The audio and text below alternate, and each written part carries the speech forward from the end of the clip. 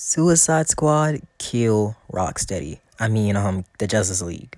Don't mind that. That was a script for another day.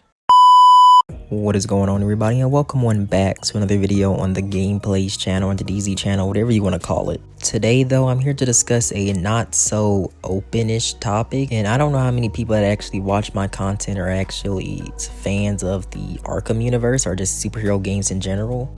I know I do a lot of Fortnite content on this channel, and I kind of don't want to keep doing Fortnite content. I kind of do want to expand on other content, and that's why I am bringing up this topic of, is Suicide Squad really killing the superhero universe, or should I say the Arkham universe? But if you are new and you generally do like this video, or you took away some information from this video, it'd be greatly appreciated if you hit that like and subscribe button. We are getting generally close to 1,000, and I would greatly want to hit 1K before the end of this year. So if you can make that happen, that would be greatly appreciated. And just before we get started, I just want to say I'm sorry for you having to watch the worst gameplay you've ever seen in your life of this game, but for some reason they took away my shield mod on my Harley Quinn, and she's my main character in the game. So I don't know why they took away my shield mod. I had her yesterday, but now all of a sudden it's just gone, and I have like no clue how to get it back. We love bugs, right?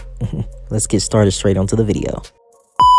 Now let's already go ahead and discuss the topic of Warner Brothers already coming out and publicly saying that the game Suicide Squad Kill the Justice League was their big title of this year, and it is undergoing their expectations, and it's not fully there at their expectations. It's very low, and it's going to be very tough for them to come back or bounce back from this year, from this big failure. And even just looking at the Steam numbers, you can see there's under 1,000 people even playing the game, nor looking on Twitch. There's under 1,000 people even streaming the game with the viewers, and that's very bad for the game as a whole. And hearing this news kind of makes me just very upset, because I'm genuinely enjoying my time with the game, and I know there's not much to do in the game right now, but from everything I've been playing, I've been very enjoying it, because I've been excited for this game all the way since back in 2021 and all the way up to now, and I've just been enjoying and beating up all the content and all the trailers and everything they've shown, and I've been enjoying it, and the game hasn't let me down from what I played come actual launch.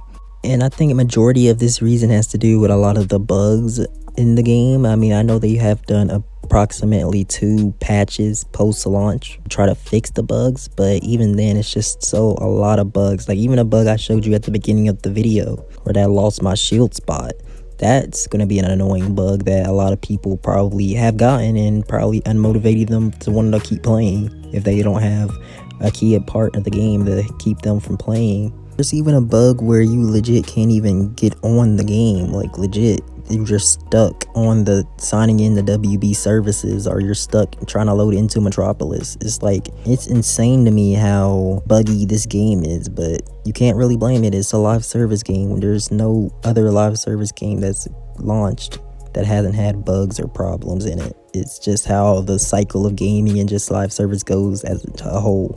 But this really just makes me feel bad for the developers and everybody that's worked on this game all these years, for 9+ years of developing and making this game. It just makes me feel really bad for them that the game's outcome is just like this, because I know that the people at Rocksteady are very talented. Even though all the people that left that made us those Batman games are no longer there anymore, I feel like this company is so talented and could give us another good story-driven game. Now that we're crossing this bridge and talking about the story, let's actually talk about the story and as a whole. I know this may be a hot take, or this may be worse, or maybe just be controversial in general, but through me playing the story on my own, I didn't play it on my own. I did play it with 3 different times with people, and then I played it one more time by myself on hardest difficulty, and I didn't hate the story.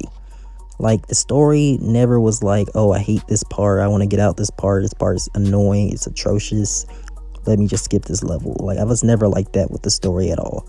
I mean, there could be some narrative parts that could be better, but for all in all, I think the story is pretty solid. Now, I know a lot of people may not like the story because you do something to a certain person or someone on a bench, but we're not going to talk about that, and we will probably mention that in a future video. on a topic if that's what you really want me to talk about. Well, I do agree that I feel like it's a messed up scene and it should have been written a little bit better. I don't think it's right for everybody to be sitting here and hating on it just because it wasn't written in the way they wanted to be written.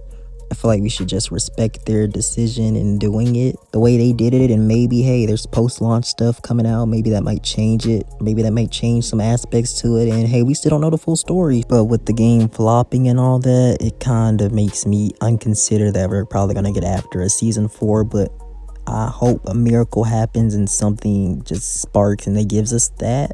Because I'm addicted to this universe and I want to see more of this universe. And to tell you guys the truth, before Suicide Squad even came out, I was a person that legit only played 2 games, and that was Arkham Knight and Fortnite. Like legit, I didn't want to play anything else. I'm a big fan of superhero genre games, cartoony type games, and I just love those type of 2 games for some reason. I just don't know why. It's just like, it just was in my brain just to play these games over and over and over.